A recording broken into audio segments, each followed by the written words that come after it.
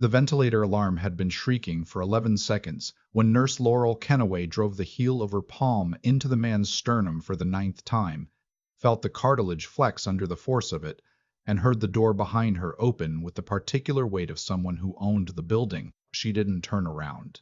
She was counting. 82, 83, 84. Blood pressure in the basement. Rhythm absent. The stranger on the gurney had no wallet, no provincial health card, no name on any wristband, and a core temperature so low that the triage nurse had called it twice to make sure the thermometer wasn't broken. And, behind her, through a door that should have stayed shut, the CEO of Rideau Valley Regional Medical Center walked into the resuscitation bay with 6 potential donors trailing behind him like ducklings in business casual, looked at the man dying under Laurel's hands, and said 5 words that would cost him everything he'd spent 11 years building. Get her away from him. Not because the patient was unsavable, because the donors were watching through the glass. And what Laurel did next was she refused to stop doing, and what that refusal set in motion across 3 federal offices, 1 military command, and the entire governance structure of a mid-sized Ontario hospital. Is the kind of story that most institutions spend considerable money trying to make sure never becomes a story at all. They couldn't bury this one. If this already has you leaning forward, you're exactly where you need to be. Stay all the way to the end. Hit that like button and drop your province in the comments below. I want to see how far this one reaches. The freezing rain had started around 3 in the morning. The kind that coated everything in a thin, dangerous shine and turned the parking lot of Rideau Valley Regional into a skating rink by dawn. Haldane, Ontario was the sort of town that appeared on maps primarily as a dot between larger dots, close enough to Ottawa to receive its weather systems, far enough to feel like it operated on its own terms. The hospital served a catchment area that included 3 townships, a military installation 40 minutes north, and a seasonal population of cottagers who showed up every May with sunburns and every November with chainsaw injuries. Laurel Kennaway had been on shift for 10 hours. She wasn't supposed to be. The rotation had her clocking out at 5. And she'd made it as far as pulling her toque over her ears and zipping her parka before the radio at the nursing station crackled with the kind of transmission that turned her body around before her brain had finished processing the words. Trauma incoming. Male, 40s, unknown identity. Vitals crashing in the ambulance. 4 minutes out, she hung her parka back on the hook and walked out. That was the thing about Laurel that most of the administrators at Rideau Valley had never understood and probably never would. She wasn't performing commitment. She wasn't building a case for a promotion or a commendation letter. She simply could not leave when someone was about to come through those doors needing everything the department had, because she knew what she could do, and she knew what happened when the wrong hands were at the bedside instead of hers. It wasn't arrogance. It was arithmetic. Before Haldane, before nursing school on a compressed timeline while working overnight dispatch at a trucking company to pay for it, Laurel had spent 4 years as a medical technician attached to a forward surgical team with the Canadian Armed Forces. 2 rotations in theater. Conditions where we don't have that resource wasn't a complaint, but a starting condition you adapted around, or someone died. She was 32 years old, medium height, dark hair pulled back so tight it made her temples ache by hour 6. And she had steady hands and a voice that went completely flat when situations escalated. Some people found this reassuring. Others found it unnerving. The difference generally depended on which side of the crisis they were standing on. The ambulance bay doors opened at 5:18. The paramedics came in fast, calling out stats in that overlapping shorthand that meant things were genuinely bad. The man on the stretcher was large, broad through the shoulders, mid-40s. He'd been found on the access road to Highway 17, face down on the ice with no identification of any kind. His clothing was civilian but not quite. Work trousers, a thermal base layer, boots that had seen real terrain, the kind of outfit that said military without saying it out loud. The physician on duty was Dr. Piotr Savard, a quiet, methodical man who'd been at Rideau Valley for 14 years and had the specific kind of calm that came from having seen nearly everything and having decided long ago that panic was an indulgence the job didn't permit. He took one look at the vitals and started directing traffic before the stretcher cleared the bay doors. Laurel was already in position. That was the rhythm she and Savard had developed over 3 years. Not quite friendship, not the stiffness of pure protocol. Something in between that worked because they both valued efficiency over performance. BP, she said, pulling on gloves. 55 over palp, the paramedic said. We had him briefly at 68, but he dropped again 2 minutes out. He was conscious for maybe 30 seconds at the scene, said something we couldn't catch, went under. Laurel looked at the man's face. Even unconscious and gray from hypothermia, there was something controlled in the structure of it. A tightness around the jaw, a particular quality of stillness that wasn't the same as someone who had simply collapsed. She'd seen that expression before. On other faces, in other places. She filed the observation and kept working. For the first 16 minutes, it was the best kind of controlled chaos. Everyone in the room knew the next move. Communication spare and precise. Equipment landing in hands before it was asked for. The whole thing had its own momentum. Then, his heart stopped. Not dramatically. Just a line going flat on the monitor with a tone that cut through everything and made the temperature in the room drop by 10 degrees. He's in VFib, Savard said, already moving. Starting compressions, Laurel said. She was already there. She positioned her hands, locked her elbows, and began. CPR on a grown man is not gentle. The textbooks say this if you read them carefully, and the reality is more brutal than even the textbooks manage. Effective compressions require force, real force, 2 inches of depth at 100 compressions per minute. Sustained, without slowing, without softening when the resistance changes, or when the sounds coming from the patient's body become sounds that make people in the room look at the wall instead. Laurel did not look at the wall. Instead, Laurel did not look at the wall. She had learned this in a field hospital on hard-packed gravel with an instructor who told her, flat and without apology, that if she went soft in the middle of compressions, she was going to watch someone die slowly instead of saving them quickly. She had never forgotten. About 3 minutes in, she heard it. The distinct muffled crack of cartilage giving way under her hands. Costochondral junction. Rib stress fracture. It happened in effective CPR with large patients. It was not an error. It was physics. The correct response was to maintain depth and rhythm and not catastrophize. She maintained. She did not catastrophize. What she did not see, because she was entirely focused on the man in front of her, was the door at the far end of the trauma corridor opening, or the group of people who walked through it. Garrett Stanhope had been CEO of Ratto Valley Regional for 11 years. The quarterly donor tour had been his personal project, planned with the particular obsessiveness of a man who understood at a cellular level that his continued position depended not on patient outcomes.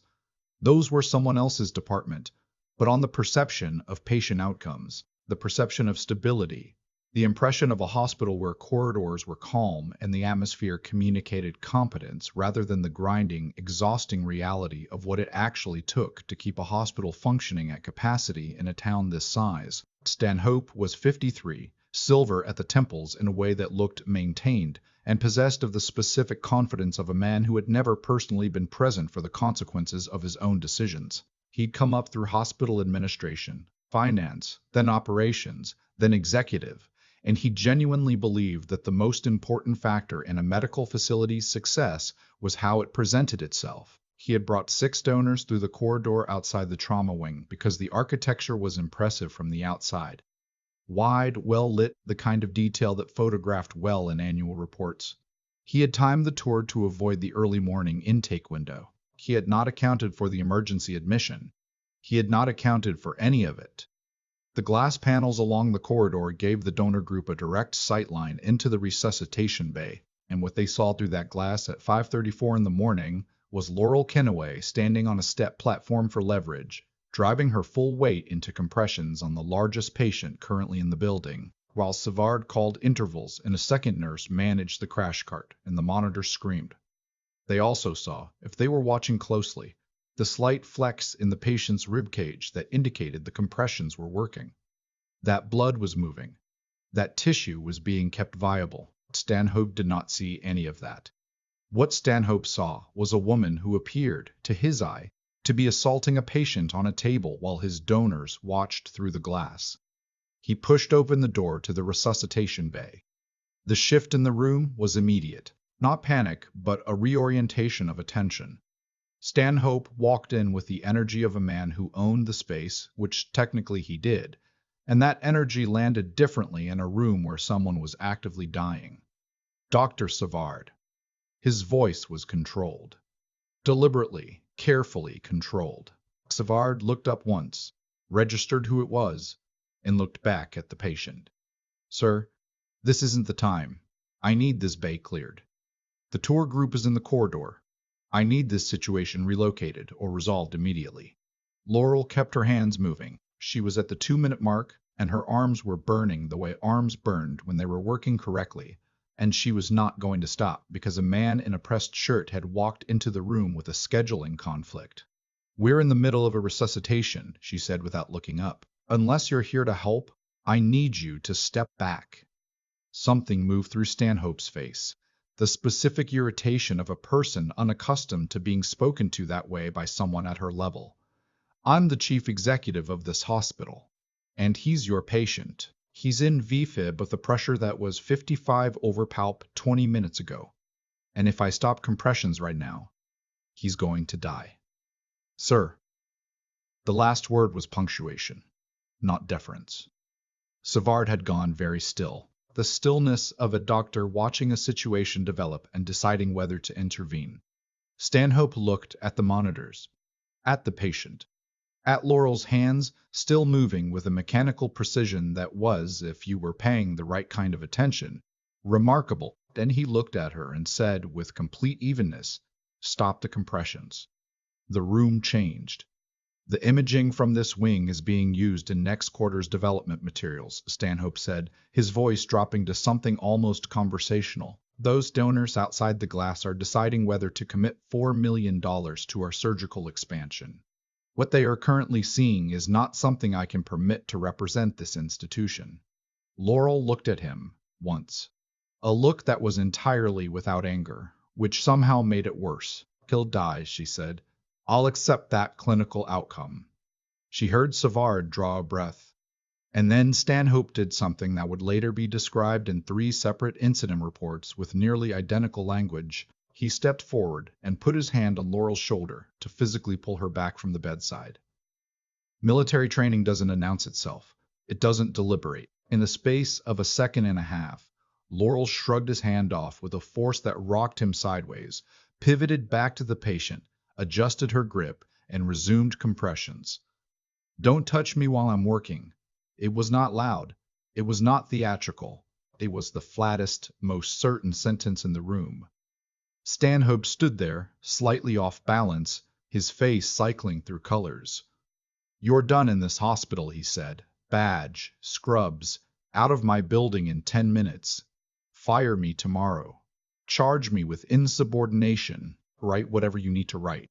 But right now, I'm at 3 minutes 40 into this compression cycle, and I need the defib ready because in about 20 seconds we're going to try again." Savard moved to the crash cart. Stanhope did not move. "Charging," Savard said. "Everybody clear." The room held its breath. The defibrillator discharged. The flatline stuttered once, twice, and then, with the particular reluctance of something that had been forced rather than invited, resolved into a rhythm. Ragged and slow and thin, but a rhythm. Laurel stepped back. Her hands were shaking slightly, which she noted without concern because that was simply what happened after sustained compressions, and she pressed them flat against her thighs and breathed out through her nose. "Sinus rhythm," Savard said, and his voice had something underneath the relief that sounded almost like awe, which embarrassed her slightly. Stanhope was already on his phone. He fired her in the corridor. Not privately. Not in an office with HR present. He fired her in the hallway outside the resuscitation bay with 2 security officers flanking him, and the donor group still partially visible through the glass. She unclipped her badge and held it out. He didn't take it himself. He nodded to the security officer on his right. "You'll be escorted to collect your belongings and then out of the building. Any medical equipment remains hospital property. She looked at him for a moment and felt almost nothing. Not the hot rush of outrage, not the collapse she could feel the edges of somewhere behind her sternum, just a cold clarity. The same clarity she'd felt in other situations and other places when things had gone irreversibly wrong, and the only useful response was to be completely present for whatever came next. He needs monitoring overnight, she said. His pressure was still unstable when I stepped back. Someone needs to— That's no longer your concern, Stanhope said. She nodded. That was all she gave him. The security officers walked her to the staff room. She changed in silence, collected the small number of things from her locker: a spare hair elastic, a protein bar she'd been ignoring, a paperback she carried everywhere but rarely opened. She put them in a plastic bag the security officer handed her. She didn't make it into anything. Outside, the freezing rain had stopped, but everything was still coated in that thin, dangerous glaze. Her car was at the far end of the lot, and the walk took about 4 minutes, which she spent with her shoulders straight and her pace deliberate and her mind breaking everything down into manageable next steps. Call her landlord. Check her savings. Update her license. Look at travel nursing registries. She did not think about the man on the table. She knew that thinking about him was where she would come apart, so she stored him somewhere she could access later and kept moving. Her car started on the third try, which was normal for February in Haldane. She sat in the driver's seat with the heat running and the windscreen fogging and her hands finally still in her lap, and thought, okay, what's next? She was 4 kilometers from the hospital when her phone rang. She didn't recognize the number. She almost didn't answer, but she was stopped at the lights on Britannia Road, and there was something about the prefix, local but not local, in a way she could place. She picked up. Ms. Kennaway. Not a question. A statement, like whoever was on the other end already knew she'd answer. Who is this? My name is Sergeant First Class Yannick Brodeur. I'm calling on behalf of people with a significant interest in the patient admitted to Radeau Valley Regional at approximately 0518 this morning. We understand you were involved in his resuscitation, and we understand you were subsequently removed from the hospital. That's accurate, Laurel said. Can you tell me his current condition? He had return of sinus rhythm. His pressure was unstable when I was taken off. I don't know anything beyond that. A pause, different from the first. And then, is there anything else you can tell us about his presentation? Anything that might help us understand what happened to him? She thought about the boots, the thermal base layer, the military cut of the clothing that wasn't quite civilian, the particular stillness of his unconscious face. Who are you asking on behalf of? She said. Someone who will want to know you kept him alive. We'll be in touch. The line went dead. The light turned green. Laurel sat there for 3 seconds before the car behind her tapped its horn and she drove. She spent the rest of the morning in her apartment trying to work, which mostly meant sitting at her kitchen table with her laptop open to a nursing job board and her tea going cold while she stared at the blinking cursor. The apartment was small but organized in the way her life had always been organized. Everything with a purpose and a place. She had a corkboard with recertification materials above the desk and a window that looked out onto Main Street where the ice was beginning to melt in slow drips from the Evistros. Her phone buzzed 3 times in the first hour. 2 were from colleagues at Radeau Valley.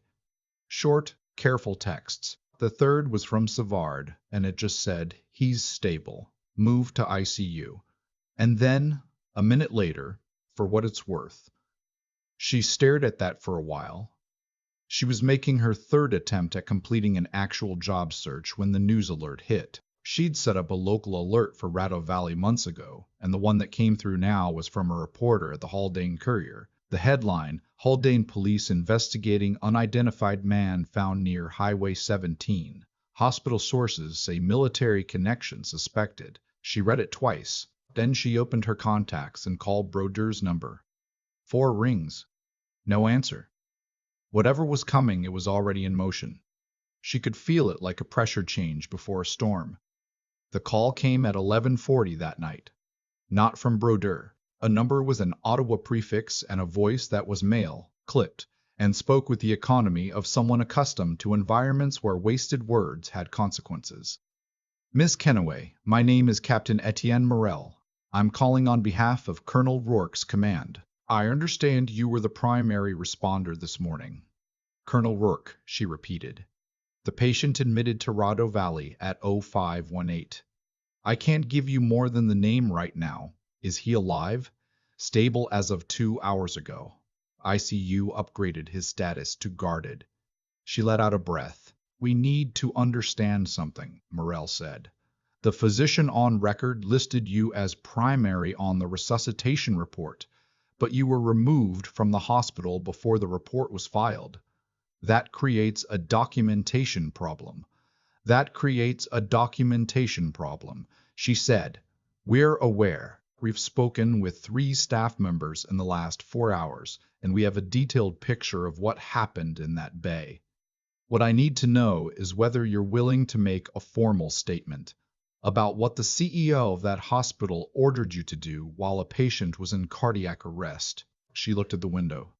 The ice had mostly melted, but the street outside was still slick and still. Yes, she said. I'm willing. Good. Someone will contact you tomorrow with a time and location. Get some sleep if you can.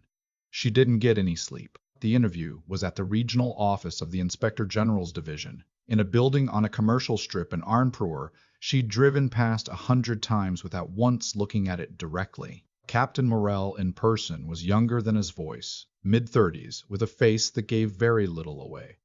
He had a woman with him, whose name he gave as Lieutenant Frechette, and a civilian from the Provincial Health Oversight Board named Chabot, who wore reading glasses and wrote constantly. They asked her to walk through the morning from the beginning. She was specific about times, clinical observations, what was said and by whom and in what order. She had a good memory for crisis sequences. That had been trained into her and it held now, precise and chronological. When she reached the part where Stanhope said, I'll accept that clinical outcome, Chabot stopped writing for 1 second, then continued. He used those exact words? Morel said. Those exact words. And then he physically contacted you? He put his hand on my shoulder and attempted to pull me back from the bedside. And your response? I removed his hand and resumed compressions. The interview lasted 2 hours and 15 minutes. At the end, Morel turned to the lobby and said, What you did in that bay is not in question here. What happened to you afterwards is. The story broke on the second day. Not the full story, but enough. The Haldane Courier ran it online. Nurse fired after saving unidentified patient at Rado Valley Regional, sources say. By 3 in the afternoon, 2 Ottawa TV stations had picked it up. By 5, a healthcare advocacy account with 90,000 followers had shared it. A patient's heart restarted. A nurse got fired. A CEO kept his job. This is the story. Laurel found out from a text from her friend Amara, who worked in hospital admin in Kingston and had a habit of sending links with no context and calling 30 seconds later. You need a lawyer, not a to-do list, Amara said. That was fair. She wrote it down. She was partway through a search for employment lawyers when her phone buzzed with something unexpected. An internal Rado Valley communication forwarded from Owen Gauthier, a junior nurse she'd trained 18 months ago, who had apparently decided that whatever HR might do to him was worth it. The communication was from Stanhope, addressed to all department heads. Subject, addressing recent external inquiries. It was a masterwork of institutional self-protection. It described her termination as the result of insubordination and breach of professional conduct. It framed Stanhope's presence in the bay as executive oversight during a high-stakes patient event. It did not mention the cardiac arrest. It did not mention the defibrillator. It did not mention at any point what the patient's condition had been when Laurel was at his bedside or what it was when she was walked out. She forwarded it to Morel's number with no message. He replied in 9 minutes.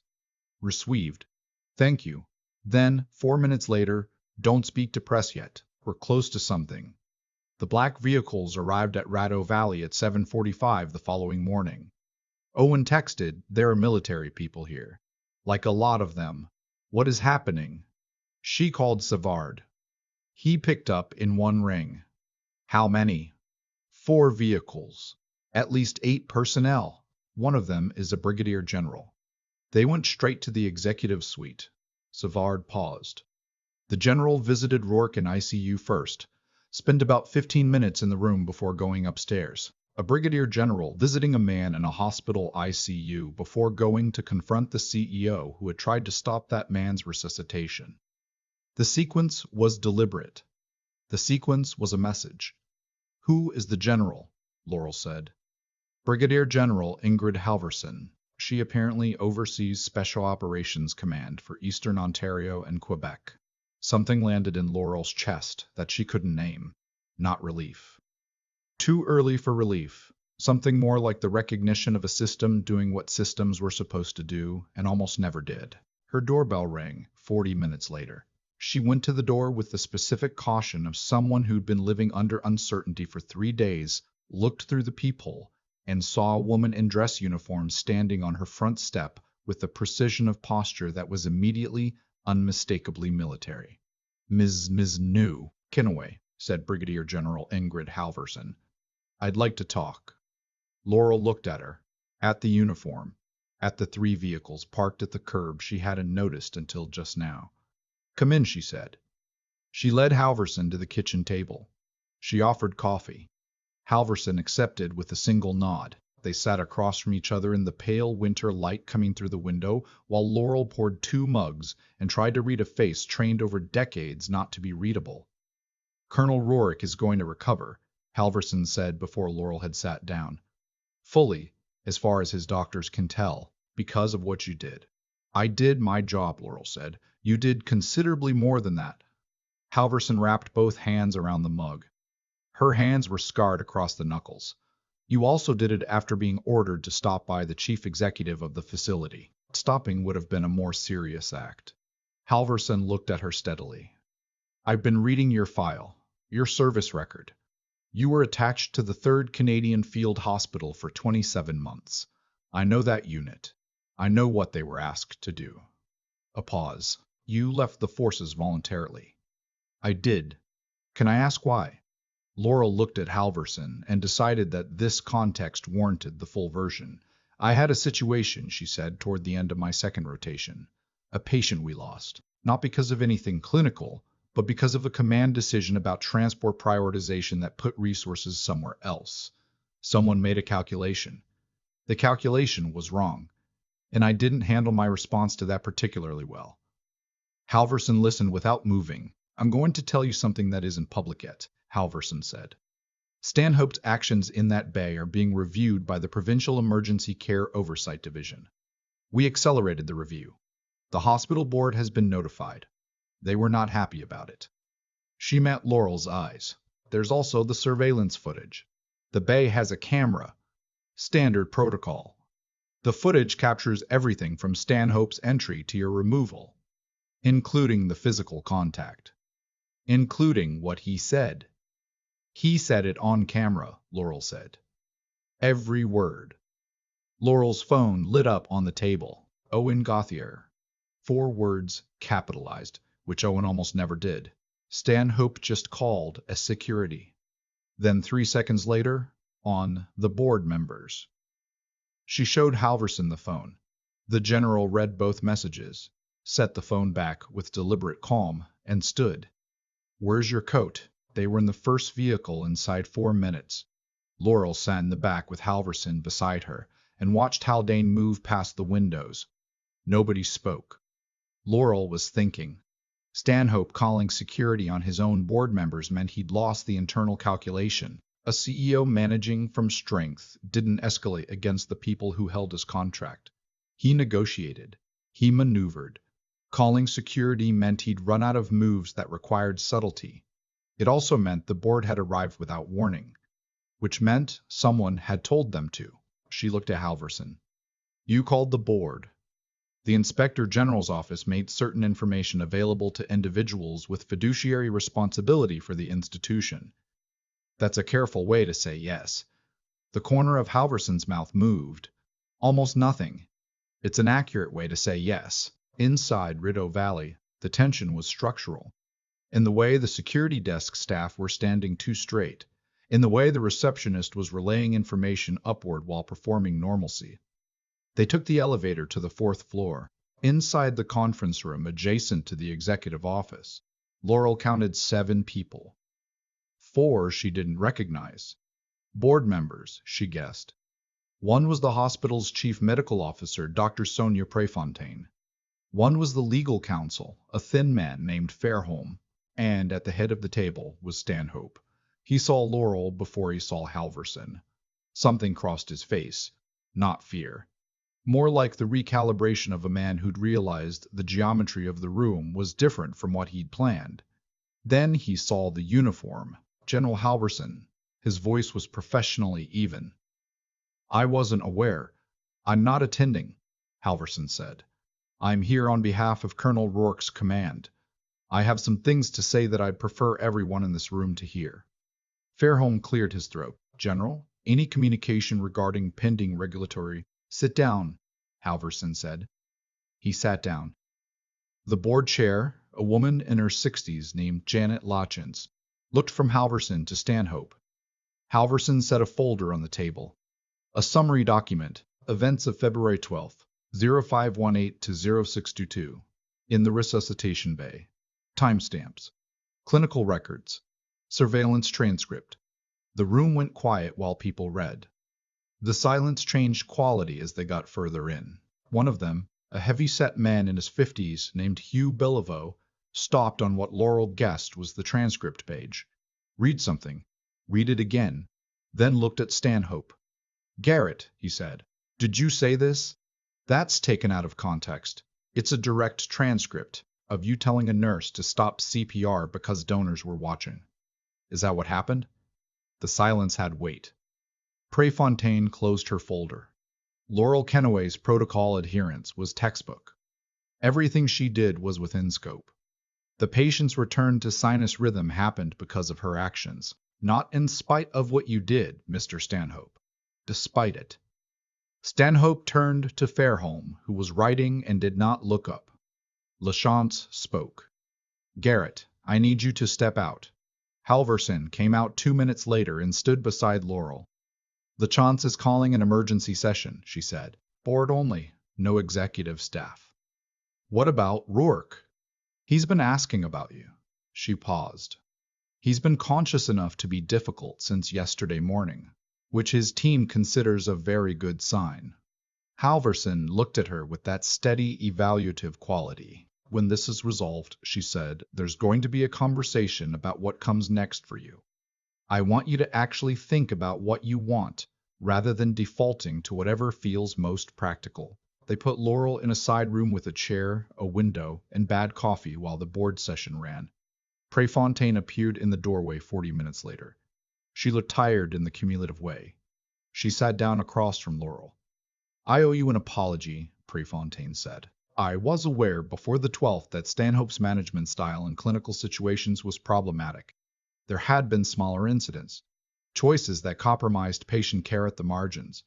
I documented them. I didn't escalate them." She paused. "I told myself I was managing the situation by staying close to it. What I was actually doing was making peace with something I shouldn't have made peace with." She looked at Laurel directly. "The board's going to make a decision in the next hour. I've been asked to give a clinical recommendation on staffing. I told them the trauma unit's stabilization rate has dropped since you left. I told them that if they were serious about the trauma expansion that's been on the strategic plan for 2 years, they needed someone with the clinical authority and operational instinct to actually run it." "That's not a floor nurse position," Laurel said. "No," Prefontaine said. "It's not." The board session ended at 1:47. Lachance appeared with Halverson behind her. "3 resolutions," Lachance said. "First, Stanhope's contract as CEO has been terminated, effective immediately, for conduct directly endangering patient welfare. Second, the board has requested a full audit of executive interference in clinical operations over the past 36 months. 3 other physicians have come forward. Third," she paused, Your termination has been classified as wrongful dismissal under the Ontario Healthcare Whistleblower Protection Act. Full reinstatement with back pay. And Dr. Prefontaine has proposed a restructured trauma division directorship. The board has approved funding. Laurel was quiet. I don't need time, she said, but I have conditions. A flicker crossed Lashens's face. Surprise. Then upward revision. The trauma unit's equipment requests have been deferred for 2 years. I have a list. That list gets reviewed and approved before I sign anything. The nursing staff have been running understaffed for 18 months. That gets addressed structurally. And I want Dr. Savard's role formalized. He's been functioning as de facto department lead with a title that doesn't reflect it. Lotiens was writing. Anything else? Not today, but I'll have more. I expect you will, Lachance said. Laurel went to see Rourke at 3 o'clock. The ICU room was small and institutional and full of monitors. Rourke was propped at an angle that was probably 20 degrees less than he'd attempted on his own. He was larger than she'd registered in the bay, mid-40s, weathered face. There was a bruise across his left jaw and sutured work above his ear that wasn't hers. You're younger than I expected, he said. You're more intact than I expected, she said. He made a sound that was more pain than amusement. I don't remember much before I went under. I remember the cold, the road, waking up for 30 seconds in the ambulance. Someone saying he's going into VFib in a tone that told me it was bad. It was. Then nothing until I woke up here with my entire chest feeling like someone drove a truck over it. The compressions. I know. He looked at her. I'm told they ordered you to stop. Yes. And you didn't. No. He was quiet. Whatever he was thinking moved across his face in a controlled way. Thank you, he said, for not stopping. She nodded. She stood to go. Whatever they offer you, he said, ask for more. You earned it. She looked at him.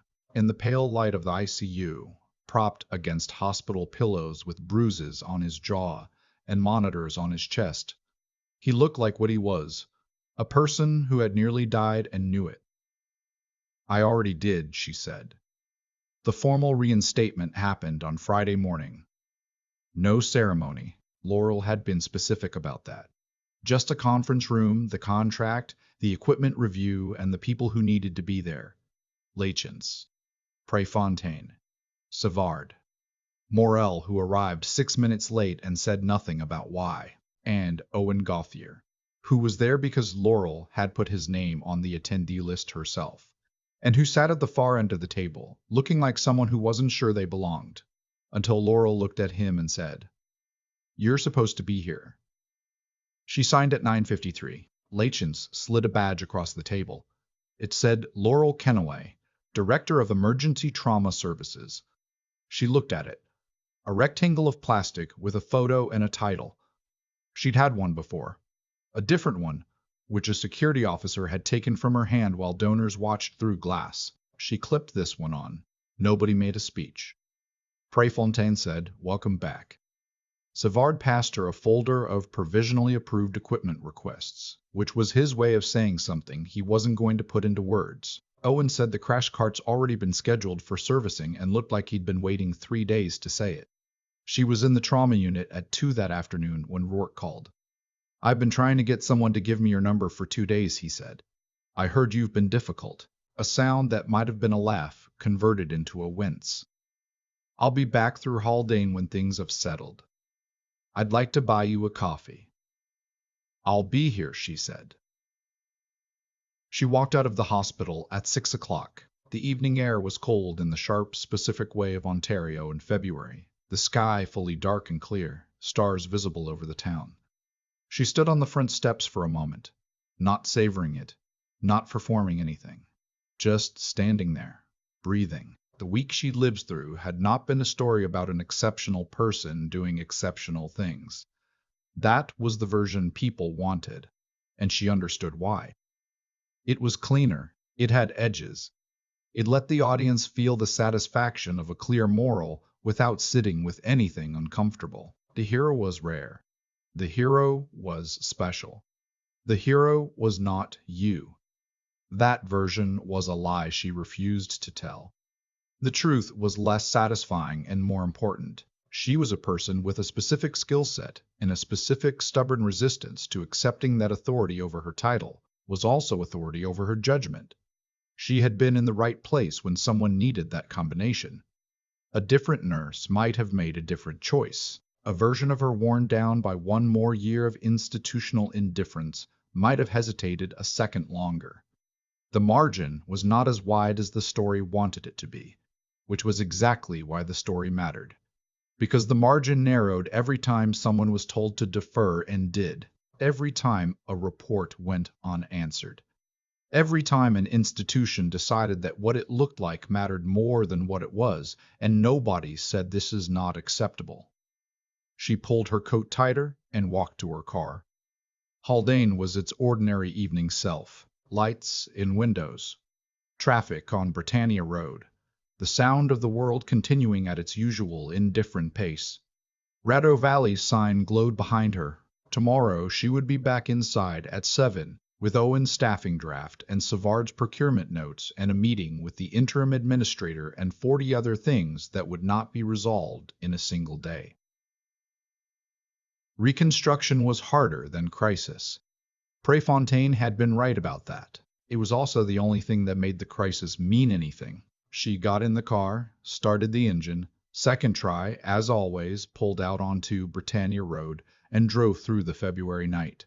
And the heat came up slowly, and the radio played something she half recognized, and the town moved past the windows, and she thought, tomorrow, and the day after that, and the day after that. That was enough. That had always been enough.